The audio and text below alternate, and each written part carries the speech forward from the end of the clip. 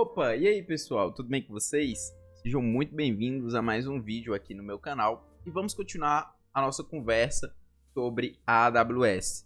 No vídeo de hoje a gente vai ver sobre a AWS Infra, né?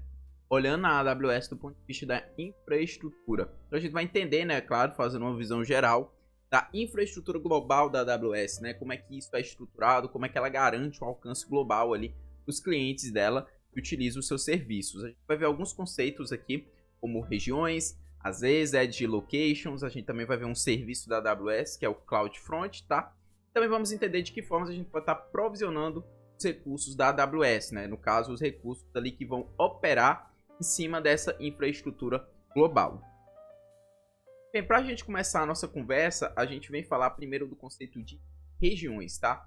Regiões ali é um agrupamento data centers, tá? Aqui tem um mapa mundi, isso aqui foi extraído diretamente do site da AWS, né, que mostra a infraestrutura global. Então, cada círculozinho desse laranja, amarelo, é uma região. E você pode ver que existe pelo menos uma região da AWS em cada continente.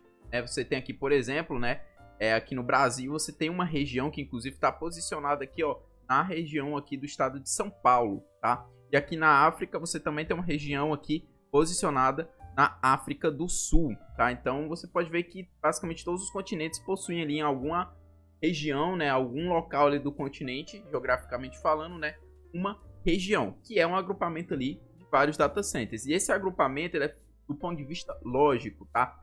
Não necessariamente que os data centers ali eles estão geograficamente próximos ou conectados entre si ali fisicamente falando. Eles são separados, inclusive, desse ponto de vista, né? Cada data center ali vai possuir uma infraestrutura própria, né? Um sistema de refrigeração próprio, um sistema de segurança próprio, um sistema de energia próprio, e também é geograficamente separados entre si, né? Então esse agrupamento ele entra mais do ponto de vista lógico, tá? E se você ver, essas regiões, elas são interligadas, né? Você pode ver que tem um tracejado azul, tá? Esse tracejado azul, ele tá simbolizando o que a gente chama de backbone da AWS, né? Backbone você pode ter como espinhal, né? Então é o espinhal ali da infraestrutura global da AWS, né? Que conecta todas as regiões entre si. Então isso permite que mesmo que eu esteja aqui no Brasil, eu possa utilizar uma região aqui que é da América do Norte, ou da Europa, ou da Oceania, enfim, eu tenho total liberdade de utilizar outras regiões, mesmo não sendo a que está mais próxima de mim, tá? No entanto, ao escolher uma região, eu tenho que levar em conta alguns aspectos, né? Primeiramente, a conformidade com governança de dados e requisitos legais, né? Afinal, as leis de proteção de dados do Brasil é diferente das que acontecem na Europa, da América do Norte, né? Então, tem que tomar cuidado, porque, por exemplo, se uma empresa exige que todos os seus dados residam dentro de limites do Reino Unido, você deve escolher a região de Londres, é o que faz mais sentido, né? Então, tem que ver de acordo aí com a lógica, né, nesse ponto de vista de governança. Outra ideia é a proximidade com os clientes. Apesar da AWS prover vários serviços ali que ajudam a essa questão não ser uma preocupação ali na disponibilidade de serviços, né?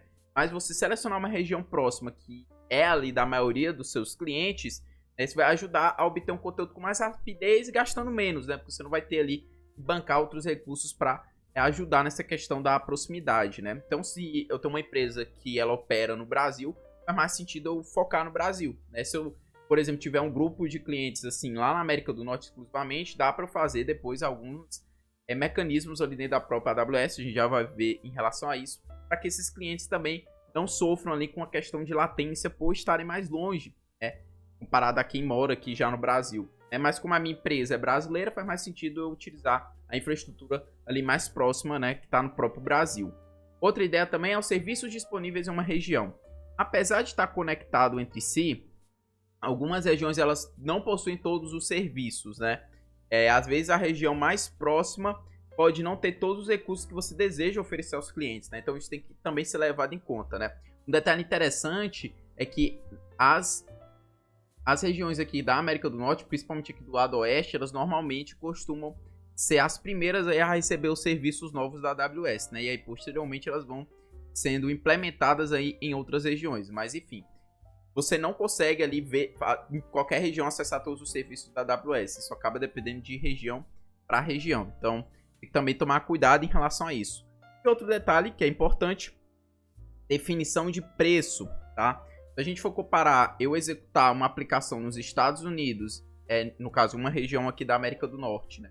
E comparar em executar um serviço aqui na região aqui do Brasil, né, da América do Sul, o que é que eu vou perceber?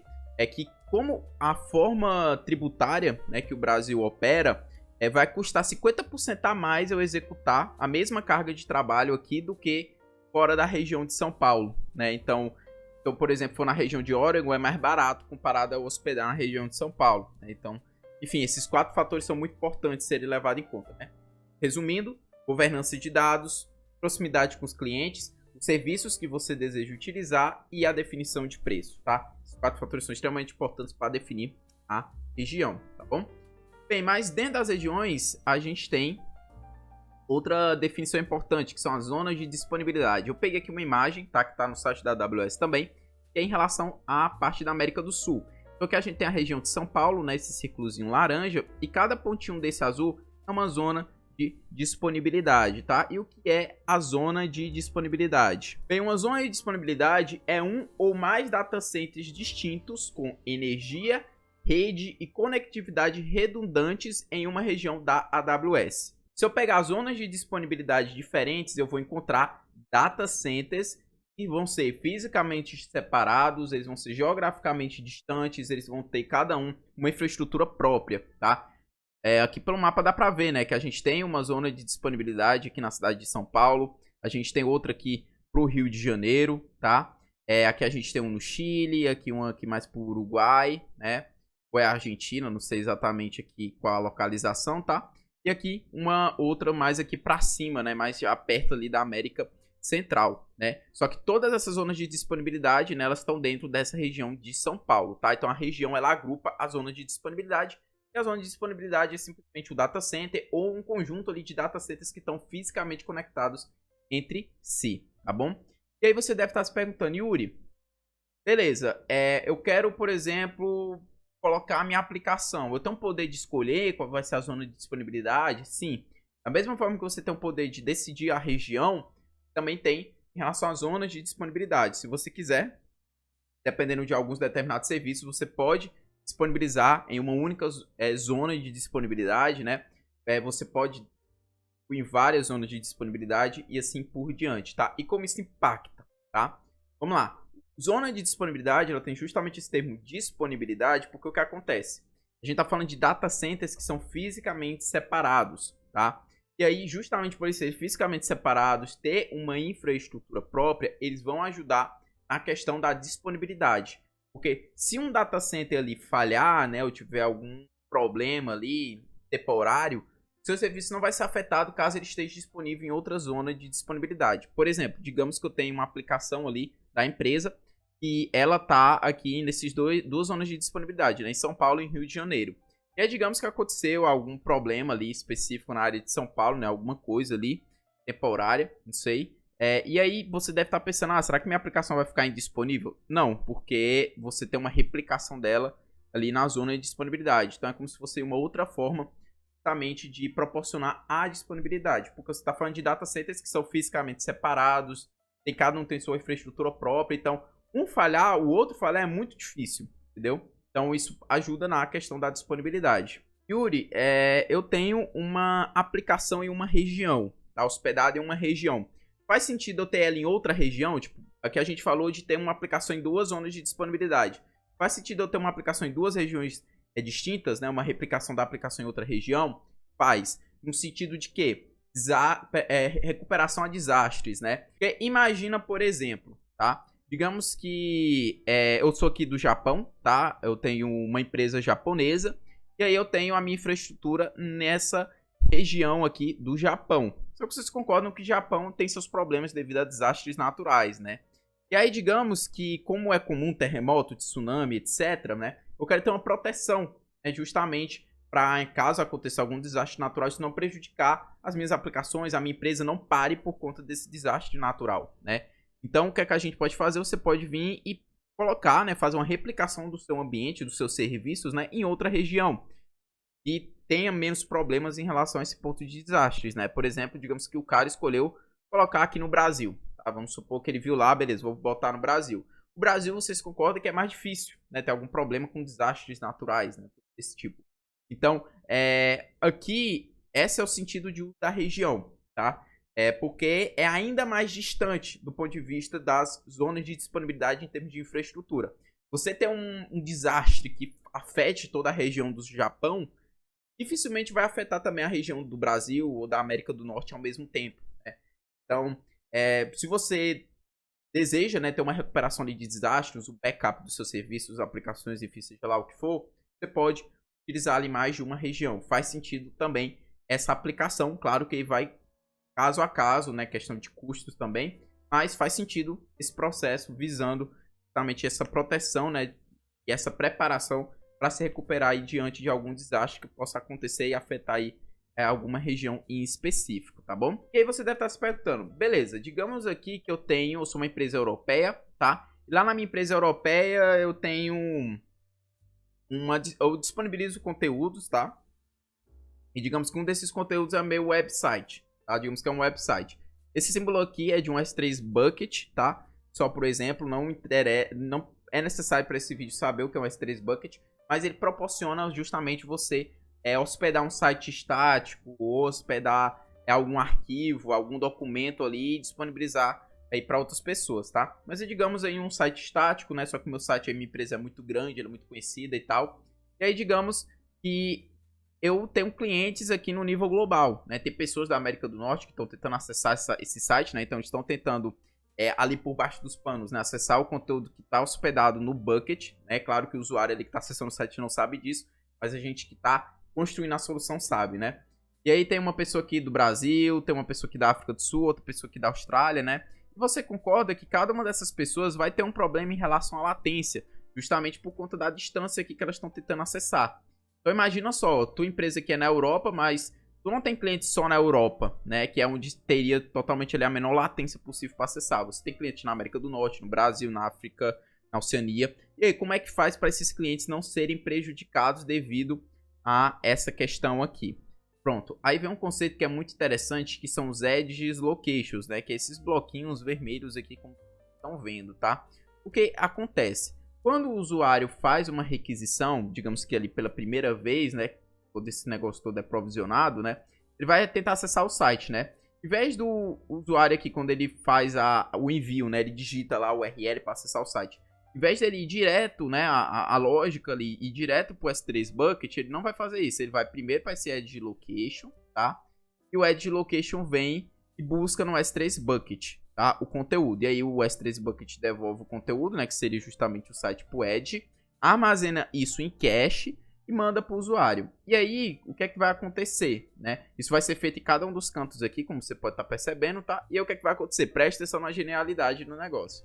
Quando eu tiver outro usuário aqui da América do Norte, né, que tentar acessar, né, ele não vai, quando ele digitar o www. lá e babá para acessar o site, ele não vai aqui mandar para o S3 novamente. O que é que vai acontecer? Ele vai pegar o que está em cache aqui no Edge Location. Então esse cara aqui ele não vai ter uma latência tão grande, tá? Então isso aqui é muito bacana, porque isso facilita justamente a reduzir a latência de um modo geral. Isso vai acontecer para todas as situações aqui. Porque aí você diminui a distância de buscar o conteúdo. Em vez de ter que ir lá para a Europa, né, a pessoa aqui da Austrália pega o que já está aqui na Austrália armazenado em cache, tá? Então, o que é o Edge Location? O Edge Location, ele é uma coisa separada das regiões e zonas de disponibilidade. Ele está fora dessa lógica de região, tá? E ele ali são data centers extras, né? Data centers às vezes são terceiros, às vezes são da própria Amazon, tá? Mas o Edge Location, ele é justamente ali um servidor, um data center menor, né? Comparado aos que estão ali dentro das zonas de disponibilidade, né? Que eles têm justamente essa visão de melhorar a disponibilidade. Então, justamente seguindo essa lógica, tá? E onde é que esses Edge Location eles são posicionados, né? Aqui tem alguns, né? Mas existe muito mais além do que tá aqui, tá? Cerca de 256 Edge Locations espalhados aí pelo mundo, né? Eles normalmente colocam em cidades grandes, né? Pontos estratégicos aí, que estão ali necessitando, né? Estão tendo uma grande demanda de uso de recursos e aí eles colocam Edge Location para justamente reduzir a latência, né? Justamente por conta desse benefício aí de ser uma ponte, né? Ali facilitadora para disponibilidade ali global, né? Então ele ajuda muito nessa questão da disponibilidade global aí dos conteúdos, dos acesso aos serviços, etc, né? É uma coisa bem interessante. E aí, aqui é só um outro exemplo, tá? Visual, mostrando para vocês, né? Que quando a pessoa vai acessar o site, né? Ele vem aqui, solicita, vem aqui pro Edge Location, né? O Edge Location vai acabar solicitando aqui pro Bucket, né? E aí o Bucket, né? Que tá ali com o site armazenado, né? Ele vai mandar o objeto, né? O site ali pro Edge Location. O Edge Location vai colocar isso em cache e vai mandar para o usuário. Quando outro usuário aqui tentar acessar, ele não vai vir direto pro S3, ele já vai vir pro Edge Location, então é muito mais rápido a requisição. E bem, que serviço vai utilizar esse benefício do Edge Location? O AWS CloudFront, né? Você tem um site e deseja, né, essa questão de usar ali os Edge Locations para justamente ter essa maior disponibilidade, o AWS CloudFront é a resposta. É o CloudFront que vai justamente fazer essa tarefa, né, de armazenar o arquivo ali, armazenar as cópias, né, do arquivo ali em cache, né, para justamente facilitar aí que os próximos clientes, né, façam uma requisição a esse conteúdo de uma forma um pouco mais rápida, né. Então ele que vai fazer esse trabalho que a gente acabou de ver. E aqui está justamente o exemplo novamente, né, uma imagem. Então os usuários eles vão fazer uma requisição, né, acessar o site, tentar baixar um arquivo, etc, né, que está hospedado ali no Bucket, né, no S3, tá? E aí o que é que vai acontecer? Ele vai acessar a Amazon CloudFront, né? Então esse acessar o Amazon CloudFront é justamente ele vai acessar um Edge Location que é próximo de onde esse usuário está e que tem esse conteúdo em cache. E aí justamente o CloudFront vai pegar e devolver isso para o usuário. E de tempos em tempos, né, ele vai fazendo essa comunicação com o S3 Bucket. Então, ao invés dos usuários irem direto aonde está o serviço, né, hospedado, eles vão usar esse CloudFront aqui como intermediário, que vai justamente prover essa facilitação de buscar, né, verificar se o conteúdo já está ali em cache, em um Edge Location próximo de onde o usuário está tentando acessar. E caso sim, ele já capta ali e devolve, né? Caso não, ele realmente vai ter que ir lá no S3 buscar, né? Mas aí, quando ele faz isso, ele já coloca ali em cache naquele Edge Location, porque se tiver outros usuários ali que vão tentar acessar, isso faz com que reduza a latência para a maioria dos clientes ali daquela região, né? Caso comece a ter alguma demanda, né? Então, esse é o benefício aí do Amazon CloudFront, tá? Bem, você deve estar se perguntando, mas assim, Yuri, imagina um contexto de site, né? Eu tenho ali um site, bababá, e aí digamos que esse site foi atualizado, teve uma atualização e tal. Essa questão do cache, não pode acontecer dos clientes terem um delay ali para acessar essa atualização? Pronto. Existe um controle, né, uma configuração ali do CloudFront em relação a essa manutenção do cache, tá? Porque existe tempo de permanência ali dos arquivos em cache do CloudFront que você pode configurar, né? Então aqui esse texto que eu até peguei da documentação, ele explica, né? A diminuição da duração permite fornecer conteúdo dinâmico, né? Porque, por exemplo, imagine que eu coloco 30 minutos, né, esse tempo aí de permanência de arquivo. Então ele só vai manter um arquivo em cache em 30 minutos. Acabou esse tempo, ele já vai buscar uma nova versão do arquivo, né? Então ele permite um conteúdo dinâmico no sentido de facilmente, né, os clientes ali que vão utilizar desse benefício aí do CloudFront vão ter ali o seu conteúdo também atualizado, tá? O aumento de duração desse tempo, né, ao invés da diminuição, vai significar que os usuários vão obter melhor performance. Por que vai ter uma melhor performance? Porque você vai ter menos atualizações, menos necessidade de buscar o conteúdo lá na origem, né? Você coloca, por exemplo, 2 dias, né? Vai demorar 2 dias para um usuário ali, quando esse tempo expirar, quando ele fizer ali a requisição, o CloudFront tem que buscar lá na origem para armazenar em cache de novo, por exemplo, né?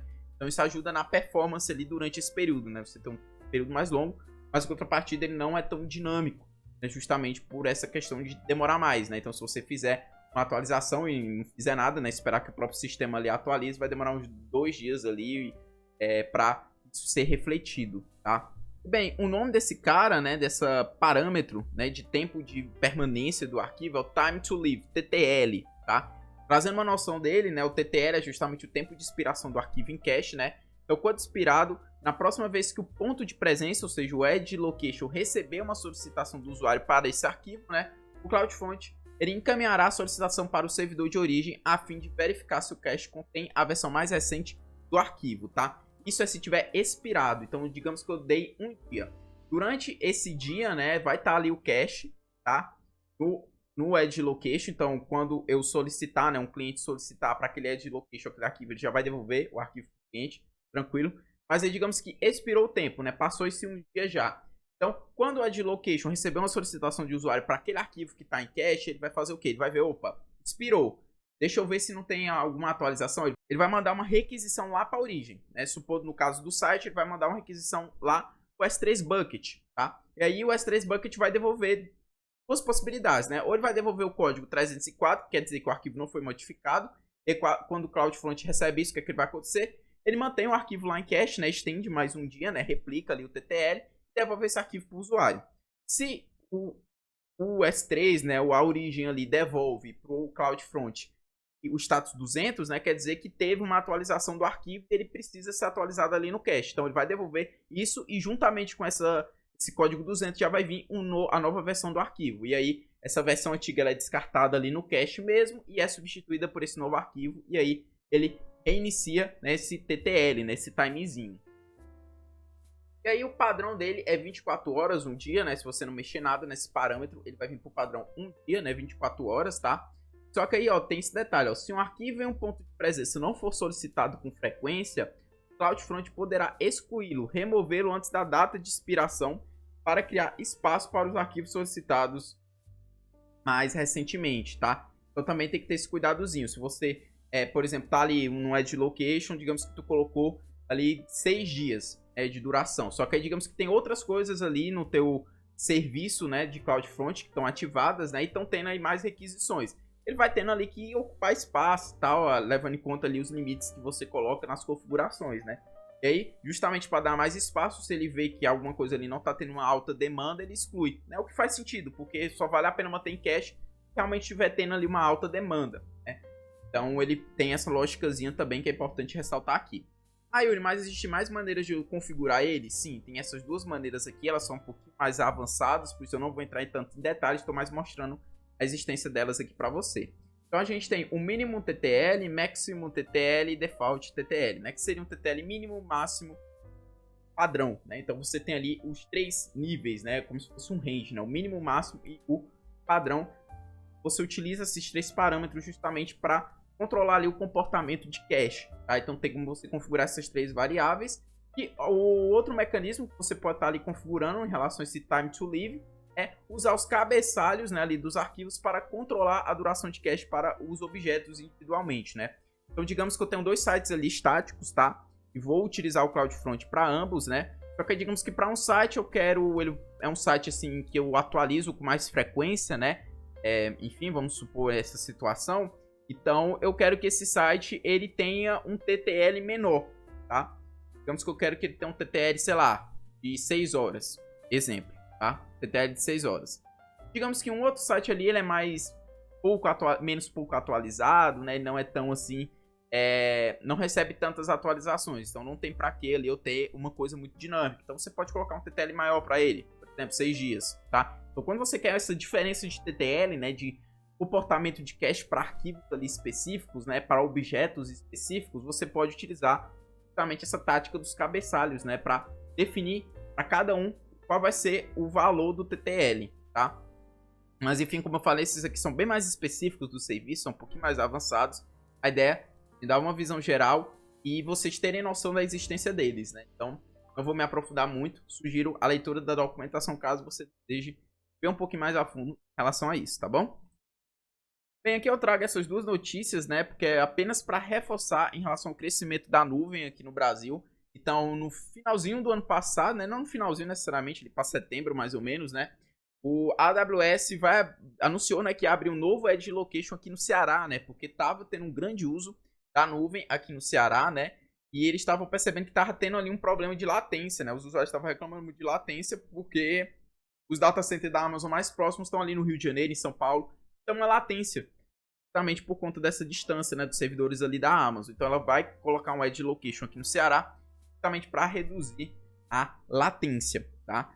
Desses serviços aqui para quem hospeda, né, ou utiliza os serviços da AWS aqui no Ceará, região Nordeste, né, que é também próxima aqui do estado. Outro detalhe aqui que eu trago, tá? Nuvem, setor cresce, mas tem falta de profissionais. Isso aqui é mais um destaque aí para você que está almejando conhecimento nessa área, tá? A nuvem, ela já é algo global aí, que está crescendo muito no mundo afora, e aqui no Brasil não é diferente. A AWS cada vez mais se aproxima de atuação aqui no Brasil, né? A Amazon também como um todo, né? A gente pode ver que a Amazon cresceu muito no Brasil nesses últimos anos, né? Durante a pandemia aí principalmente.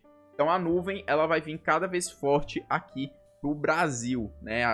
Vale lembrar que a gente tem 2 zonas de disponibilidade no Brasil. A gente tem a região, né, que fica aqui na América do Sul, ela tá representada ali em São Paulo, né, o centro da região, né, é definido no mapa ali da AWS, né, na logística dela, é na região de São Paulo. Então, vale lembrar que a gente tem um destaque aqui no Brasil para a AWS, né. Mas enfim, para a gente finalizar o vídeo de hoje, eu vou falar dos provisionamentos de recursos, tá? De que formas a gente pode estar utilizando ali os recursos da nuvem, tá? O primeiro que eu trago é o console de gerenciamento da AWS, é o mais simples de todos, o mais conhecido, tá? Que é o quê? Eu já apresentei até no vídeo de AWS Visão Geral, né? Que é justamente software como serviço ali da Amazon, AWS, tá? Que é uma interface, né, ali na web, né? Uma plataforma web, né? Um sistema web que permite ali você acessar serviços, configurar serviços, acompanhar, monitorar, né? Então é uma dashboard que vai proporcionar isso, tá? E ela é ótima, assim, principalmente no contexto de pessoas ali que vão estar utilizando ali, que não tem tanta familiaridade com código, com essa parte muito técnica, né? E desejam ali provisionar recursos de um jeito um pouco mais rápido e fácil, né? Então o console que possibilita aí muitas coisas, além de monitorar coisas ali da conta da AWS, né? Vai discutir isso, né, em relação ao acompanhamento de conta, né, os gastos, os custos, né, da conta, o uso de serviços, entre muitas outras coisas, né? Claro que existem limitações justamente por a gente estar falando de uma interface gráfica, né? Algumas configurações que você deseja fazer ali, você não consegue tão facilmente no console, né? De repente, se utilizar outros mecanismos, podem ser um pouco mais ágil, né, o processo aí de provisionamento de recursos, né? O console é algo muito manual, né? Ele é pouco automatizado, então tem essa limitação, tá? Mas é uma boa opção se você está aprendendo sobre a AWS, se você não é uma pessoa tão familiarizada com código, né, com programação, deseja ali entender pelo menos o uso dos serviços, né? Como é que provisiona ali alguns determinados recursos, o console ajuda muito nesse sentido. E aqui trazendo só um exemplo visual na esquerda, né? Tá aqui um exemplo do console, né? Então você pode ver aqui, ó, que ele traz aí, dá para pesquisar o serviço. Aqui ele traz algumas sugestões, né? Por exemplo, construir um web app, né? Você registrar um domínio, iniciar um desenvolvimento de projeto, enfim, traz algumas opções. Então você pode instanciar, né? Configurar serviços aqui mesmo por dentro do console. É uma facilitação aí bem interessante, tá? Bem, o próximo é a interface da linha de comando da AWS, né? O AWS CLI, né? Que eles chamam esse tipo de provisionamento de recurso. Bem, ele permite que você controle vários serviços da AWS diretamente da linha de comando em uma ferramenta. E ele está disponível para usuários no Windows, no Mac e no Linux, né? Então você consegue utilizar nessas plataformas, nesses sistemas operacionais. Ele permite automatizar ações que serviços e aplicações executem ali por meio de scripts, tá? Então trazendo um exemplo, tá? Isso aqui não foi um exemplo que eu construí, eu peguei da internet, tá? Mas aqui ele tá, eu tô apenas mostrando para vocês, ó, que ele tá fazendo aqui configuração por linha de comando, tá? Envolvendo aí a AWS EC2, né? Então aqui ele tá configurando algumas coisinhas do ponto de vista de rede. E ele tá fazendo isso por linha de comando, né? Então você consegue aí utilizar, fazer configurações aqui no prompt de comando do Windows, né? Por exemplo, claro, e visualmente ele é menos agradável do que o console, né? Afinal a gente tá falando de um terminal, mas é para quem trabalha com programação, com scripts, né, e serviços que utilizam muito isso, né, é uma outra forma aí, um pouquinho mais automatizada, né, e codificada aí, e rápida também para provisionar alguns recursos, tá? Tem o outro que eu acho super legal, é os kits de desenvolvimento de software, né, os SDKs, né, são chamados esses tipos. E o que é isso aqui? Ele vai facilitar uso de serviço da AWS por meio de uma API projetada para sua linguagem de programação ou plataforma. É uma API, tá? Que você utiliza ali dentro do seu código, né? Seja em Python, Java, Ruby, C++, .NET, enfim. Você pega ali uma linguagem de programação, né? Tem ali o seu código, o seu script em uma dessas linguagens, e aí você utiliza ali uma biblioteca, um pacote, que se conecta com o teu serviço da AWS e aí permite que você faça algumas configurações. Por exemplo, você pode fazer um script e armazena um arquivo no S3 Bucket, por exemplo, tá? Então é uma outra forma de você utilizar e provisionar recursos, tá? E a AWS fornece documentação e código de exemplo para cada linguagem de programação que é compatível, tá? Bem, um exemplo aqui que eu trago, também não é meu, eu peguei da internet, tá? Mas enfim, o do Python é o Boto3, tá? É esse pacote aqui. Você percebeu, ó, ele permite que você se conecte, né? Justamente aí com, aqui ele está se conectando com o S3 Bucket, por exemplo, né? Da região USS2, tá? E ele está fazendo justamente o quê? Um upload de arquivo. Então, você pode ver que ele dá um client igual a Boto3.client, né? Conecta. E que ele usa a função upload file para justamente fazer o upload de um arquivo, né? E aqui embaixo ele faz outras coisas com outros serviços, tá? Então, permite aí que você trabalhe com a AWS dentro de um script, de um código, aí em algumas linguagens de programação. Eu utilizo muito isso aqui, tá? E é muito interessante, tá? E ajuda muito, principalmente para quem trabalha com codificação, né? Fica bem mais automatizado, né? Não ficar aquela coisa manual via console, tá? E também permite que você combine aí soluções, né? Por exemplo, você vai fazer uma coisa de manipulação de dados, né? Você combina um serviço da AWS, né?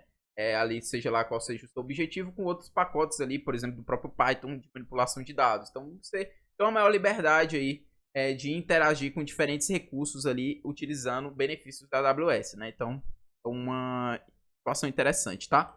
E o último, mas não menos importante, um outro serviço que a gente vai citar aqui no vídeo é a AWS CloudFormation, tá? Cuidado, isso é um erro, inclusive eu cometi muito quando eu tive contato primeiramente com esses nomes, tá? CloudFront e CloudFormation são coisas diferentes. O CloudFront trabalha com a ideia de edge location, ele vai fazer todos aqueles mecanismos de armazenar em cache em um outro local para reduzir latência, etc. CloudFormation é outra coisa. O CloudFormation, tá? Ele é simplesmente um serviço que vai permitir que você construa sua infraestrutura como código, tá? Como assim? Eu posso criar um ambiente escrevendo linhas de código em vez de usar o console, tá? Então isso aqui é uma outra forma de eu provisionar recursos, tá? Ele permite que eu provisione recursos de maneira segura e repetível, né? Então, se eu, por exemplo, quero criar vários AWS Lambda ali com características similares, né? É muito mais rápido eu provisionar esses recursos usando CloudFormation do que ir lá no console e fazer isso várias vezes, né? Além disso, ele permite que você crie frequentemente sua infraestrutura e aplicações sem precisar executar ações manuais ou escrever scripts personalizados. Ele também determina quais são as operações mais adequadas para gerenciar sua pilha e reverte as alterações automaticamente se detectar erros, tá? E assim, o CloudFormation, ele é muito voltado para você configurar recursos, tá? O SDKs, né, o CLI, ele permite fazer algumas coisas, mas está mais conectado em você acessar recursos, né? E fazer interações ali com eles. O CloudFormation, ele é mais no sentido de você justamente criar. Eu quero criar um bucket, só que eu quero ali com configurações, parâmetros em específico. Eu utilizo o CloudFormation para isso. E é muito mais prático. Porque se toda vez que você quiser criar um bucket, né, outra coisa do tipo ali similar, você consegue rapidamente fazer o CloudFormation, não precisa fazer aquele trabalho manual do console. É bem mais automatizado utilizar o CloudFormation, tá? Um exemplozinho dele é isso aqui. Então você pode ver que é um dicionário, não é uma coisa muito assustadora, né? Ele é amigável, né? Por exemplo, e nesse exemplo aqui que eu trouxe, que é da internet, não foi eu que fiz, tá?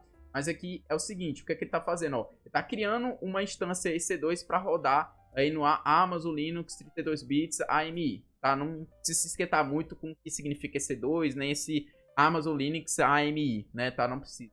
Mas aqui você pode ver que ele adiciona uma descrição, né? Tá dizendo justamente o que é que ele tá fazendo, tá? Aqui embaixo, ó, tá vendo que ele tá instanciando uma instância EC2, né? Tá criando uma instância EC2, tá? E aí aqui ele tem a parte de propriedades, né? Que ele justamente pode colocar ali diversos parâmetros, tá? Então é um arquivo de configuração, tá? É um arquivo que é fácil pra gente ler, né? Pra gente configurar, trabalhar, tá? E ao mesmo tempo é fácil para o computador identificar e provisionar o recurso do jeito que eu quero, tá? E recursos, assim, existem muitos parâmetros, muitos parâmetros. E aqui eu coloco justamente os parâmetros que me interessam, tá? Os obrigatórios e os que me interessam.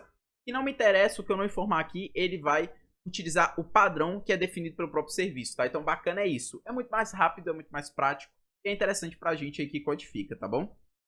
Bem, pessoal, é isso no vídeo de hoje. Eu espero que tenha dado para abrir a mente, abrir os olhos em relação à infraestrutura da AWS, que tenha dado para entender aí esses conceitos aí que são bem interessantes e que ajudam aí a compreender mais como a AWS funciona, tá? Nos próximos vídeos aí a gente vai continuar falando de mais serviços, de mais detalhes em relação à AWS, tá bom? Então é isso, pessoal. Um forte abraço a todos e até o próximo vídeo.